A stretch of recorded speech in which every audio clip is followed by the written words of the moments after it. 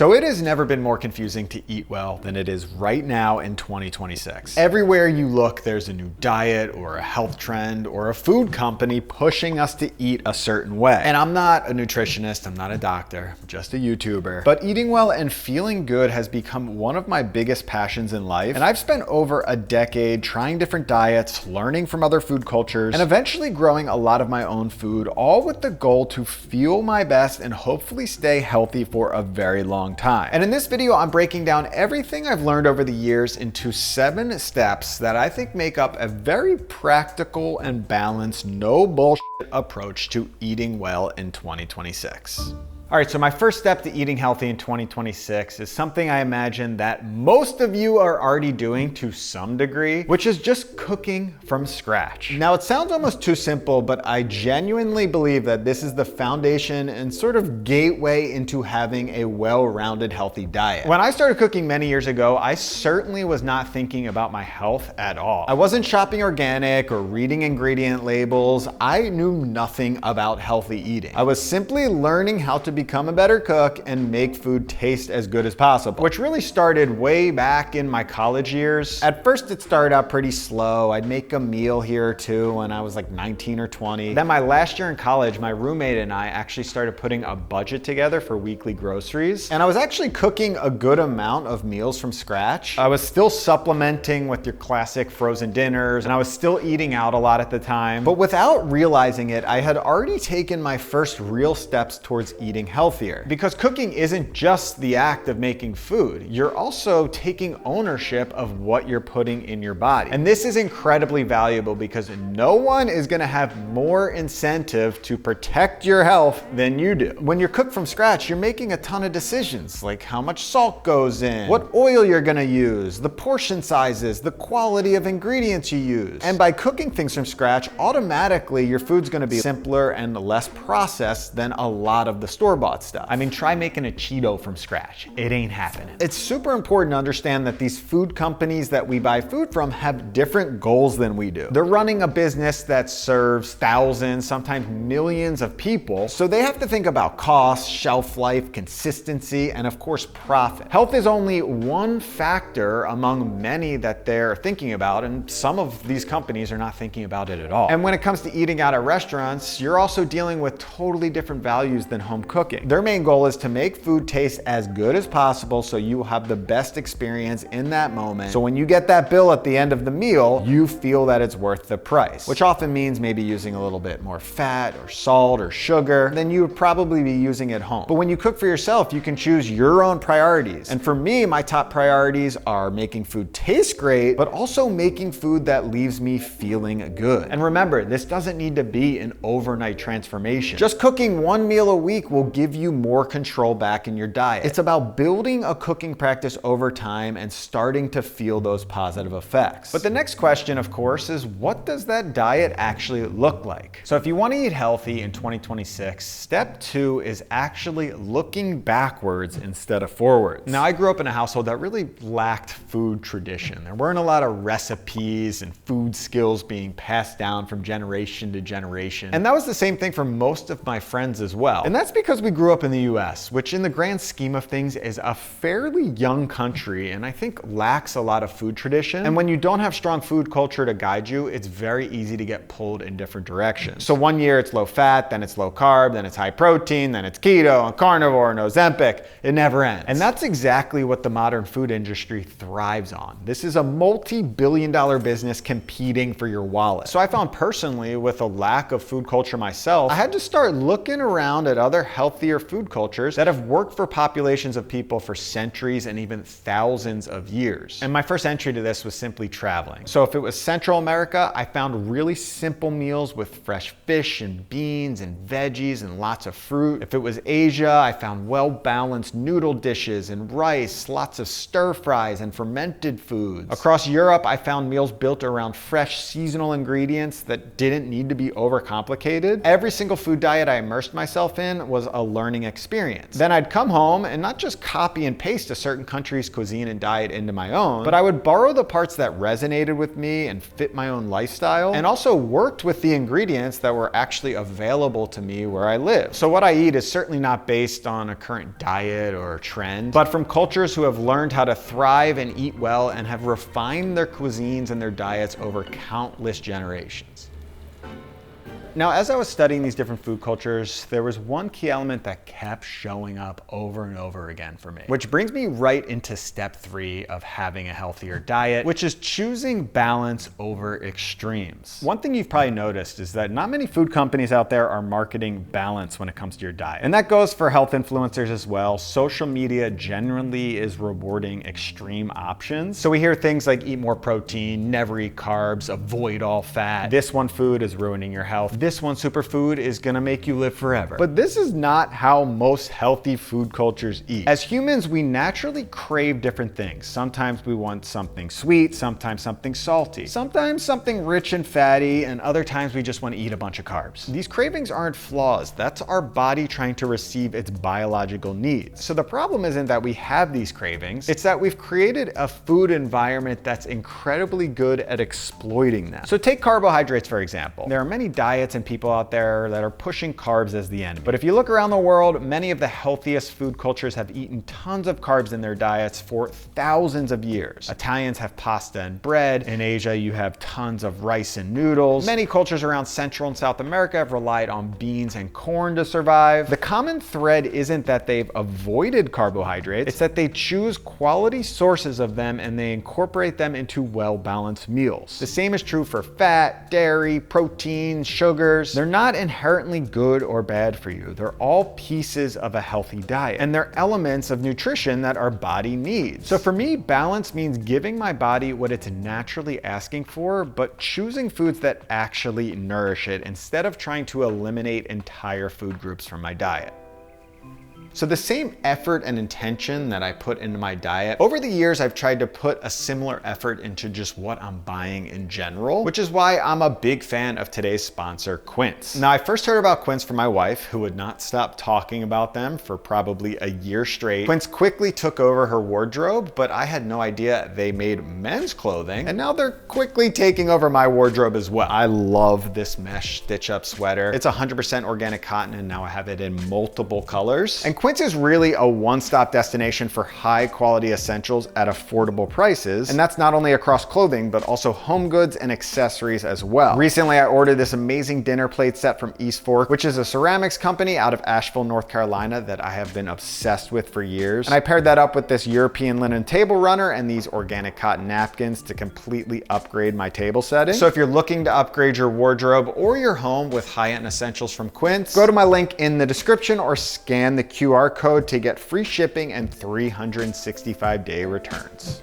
Now, step 4 is building out this well-balanced diet. Well, let's start with protein, which is a very hot topic right now. Now, early on in my health journey, as I was learning more about just the horrors of the factory farm meat industry in this country, it led me to start adopting more of a vegan-based diet. And that was actually really important for me at the time because it helped clean up my diet, and I started to learn how to properly cook vegetables and just to consume more vegetables in general. But I found after about 2 years of eating more strictly plant-based, I just needed more protein in my diet. My body seemed to just be craving more of it, and I was tired of eating so much food just to satisfy my hunger. And that's what you're seeing today. We went from vegan diets being super trendy to a complete pendulum shift to the other side, to everyone talking about eating more protein. But in my opinion, I think we're still missing the balance. And one book that really helped me find that balance was the China study. And the point that really stuck with me is that in traditional Chinese meals, meat isn't always the centerpiece. It's one ingredient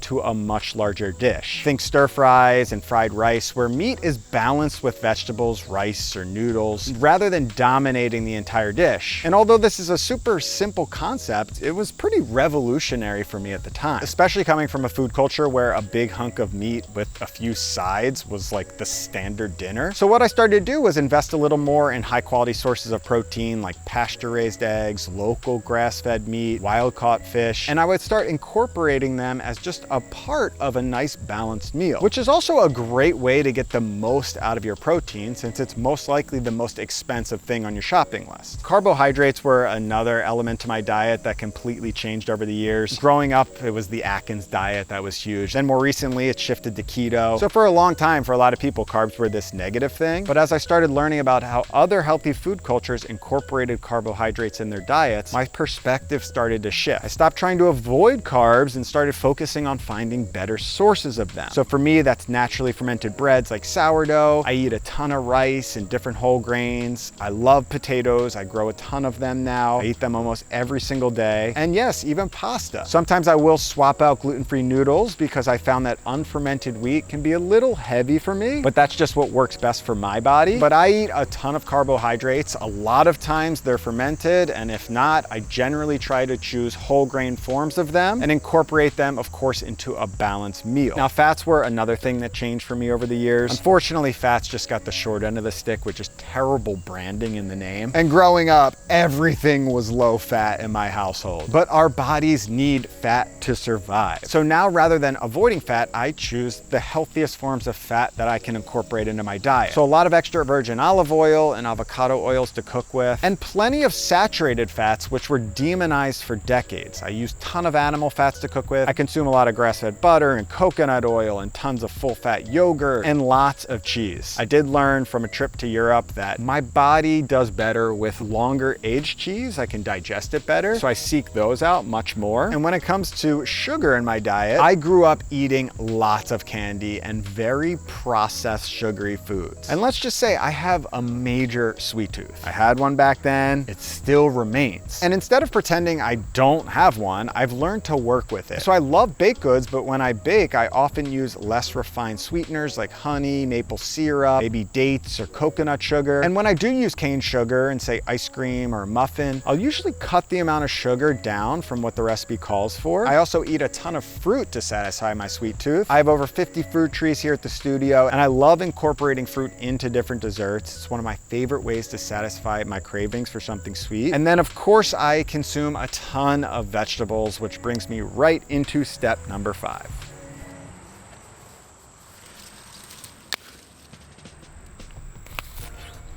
Delicious Asian pear, which is perfect for step 5, which is to eat seasonally and eat locally, which I'm sure if you've watched the evolution of this channel, you're well aware of at this point, and hopefully you've incorporated some type of seasonal eating into your diet. But there's probably no better guide for how to eat than simply following nature. And that was something I was completely disconnected from for most of my life. I certainly didn't grow up eating seasonally. My parents were part of the first generation to completely get swept up in the industrialization of food, where you could go to the supermarket and pretty much get whatever you wanted, no matter what time of year it was. And over time, that convenience created this disconnect from the natural seasonality of food. And again, if you're cooking from scratch, that's still awesome. That's a great step forward, but that is step 1. We're here at step 5. Now, seasonal eating gets a little bit weird in today's modern age because technically everything is in season somewhere in the world, and we can go to the grocery store and get food from all around the world. And that's why I've also added eating local to this step as well. I don't eat 100% local. I still buy bananas and citrus, and sometimes I'll grab cherry tomatoes in the middle of winter. But as much as possible over the years, especially before I grew my own food, I tried to buy the bulk of my produce from around me. One of the easiest ways to do this, of course, is the farmer's market, which I started going to religiously when I moved to Brooklyn around 15 years ago. And this is where you're gonna find the freshest ingredients because the food doesn't have to travel nearly as far. In many cases, it can be harvested just days before you're actually buying it. The key is to just slowly rewire your brain to work with what's in season. Instead of thinking of the meal first, then getting the ingredients, which is how I cooked for many years, it's about shifting your perspective to think about the ingredients first and let the meal emerge from the ingredients. Which seems pretty simple, but that's a pretty big shift away from how a lot of us eat today and back to how humans ate for most of history. And from a health perspective, I think that's where seasonal eating starts to really pay off. You're naturally building your diet around whole foods and what's currently fresh. And of course, food that's fresh and in season is usually just gonna taste better, which I think is more motivating because you're gonna be cooking making more delicious meals. But of course, if you're living in a 4 seasons climate like myself, what do you do in the winter when you can't get food in season? Which brings me to step 6, which is eating fermented and preserved foods, which of course has become a staple here on the channel because fermentation has become such an important part of my diet and how I consume food throughout the year. Now, of course, before all of these modern conveniences like refrigerators and supermarkets, humans had a big problem. And winter is coming. And the main answer to surviving winter was fermentation and preservation of foods. You take a cabbage harvested in the fall, you turn it into sauerkraut or kimchi. You take milk, you turn it into yogurt or cheese. Soybeans, you turn that into miso. It allowed people to extend the life of food long after the harvest was over. And human beings adapted over time to eat these fermented foods as they became this necessary element to surviving throughout the year. And what's fascinating about fermentation is it doesn't just preserve your food, it transforms it. During fermentation, microorganisms like bacteria and yeast, they break down these components of your food and they can unlock these healthy nutrients and vitamins and even make your food more digestible. And as we consume them and introduce them into our digestive system, they can create a much more balanced and healthy gut biome. And for me, fermentation has completely changed my diet. I eat some type of fermented food pretty much every single day, especially during the colder months. There is nothing better than popping open a fresh jar of fermented vegetables right in the middle of the winter. And I will say, just from experience, from eating a lot more fermented foods during the colder months, it has helped me